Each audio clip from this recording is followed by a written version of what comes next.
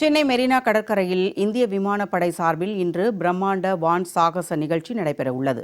இதனை காண லட்சக்கணக்கான பொதுமக்கள் வருகை தரும் நிலையில் அண்ணா சாலையில் போக்குவரத்து நெரிசல் ஏற்பட்டுள்ளது. இதுகுறித்து கூடுதல் விவரங்களுடன் இணைகிறார் நமது செய்தியாளர் அகஸ்டின். அகஸ்டின், அண்ணா சாலையில் தற்போதைய நிலவரம் குறித்தான விவரங்களை பதிவு செய்யுங்க. வணக்கம் ஜெயா. விமானப்படை தினத்தை முன்னிட்டு சென்னை மெரினா கடற்கரையில் மிகப்பெரிய வான சாகச நிகழ்ச்சி இன்று நடைபெற்று வருகிறது.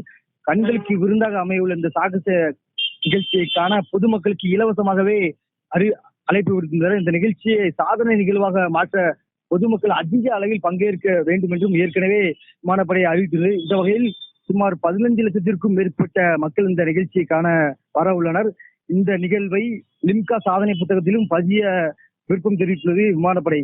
இந்நிலையில் போக்குவரத்து நெரிசலை கட்டுப்படுத்த காமராஜர் சாலையில் பாஸ் உள்ள வாகனங்களுக்கு மட்டுமே அனுமதி அளித்திருந்தது. அதனால் திருவான்மையில் இருந்து பாரிஸ் செல்லும் வாகனங்களும், பாரிஸில் இருந்து திருவான்மையில் செல்லும் வாகனங்களையும் அண்ணா சாலை வழியாக திருப்பி விட்டிருந்தது. அது மட்டும் இல்லாமல் அரசு போக்குவரத்து எம்ஜிசி வாகனமான பேருந்து முக்கிய பாயிண்டும் இந்த அண்ணா சாலை அருகே இருந்திருந்தால் இந்த அரசு வாகனங்களும் இந்த பகுதியை வரக்கூடிய சூழல் உள்ளதால் அதிக அளவில் இந்த பகுதியில் வாகனங்கள் எண்ணிக்கை இப்போ தற்போது அதிகரித்துள்ளதால் கடும் போக்குவரத்து நெரிசல் ஏற்பட்டு வருகிறது. ஏற்கனவே தமிழக அரசு முன்னெச்சரிக்கை அறிவித்தது. அதாவது பொதுமக்கள் முடிந்த அளவில் அரசு போக்குவரத்தையே பயன்படுத்துமாறு அறிவித்தது. இருந்தாலும் கூட மக்கள் அதிக அளவில் வாகனங்களை எடுத்து வருவதால் இது மிகவும் வாகன அரசு ஏற்பட்டுள்ளது. அதுவும் அண்ணா சாலை பொறுத்தவரை அண்ணா சாலை, வாலாஜர் சாலை இரண்டையும் இணைக்கின்ற இடமான முக்கிய அண்ணா சாலை இருக்கக்கூடிய இடத்தில் கடும் போக்குவரத்து நெரிசல் ஏற்பட்டு வருகிறது. இதனால் வாகனங்கள் ஆமை வேகத்தில் ஊரில் செல்லக்கூடிய சூழல் ஏற்பட்டுள்ளது. அது மட்டும் இல்லாமல் ஆட்டோ போன்ற வாகனங்கள் இந்த சைடில் வருவதால் வாகன ஓட்டிகளுக்கும் கடும் வாக்குவாதங்களும் சண்டைகளும் ஏற்படக்கூடிய சூழலையும் நாம் பார்த்து வருகிறது. அந்த சண்டைகள் எல்லாம் முடிந்த அளவு போக்குவரத்து போலீசார் இதை தடுத்து நிறுத்த முயற்சி செய்கிறார்கள்.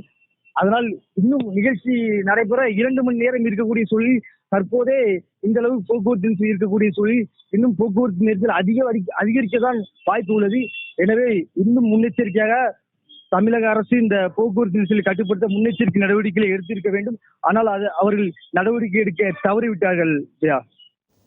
அகஸ்டின், தற்போது அண்ணா சாலையில் போக்குவரத்து நெரிசல் குறித்து பார்த்து கொண்டிருக்கிறோம். இது தவிர மேலும் எந்தெந்த முக்கியமான பகுதிகளில் இந்த போக்குவரத்து நெரிசல் ஏற்பட்டிருக்கிறது?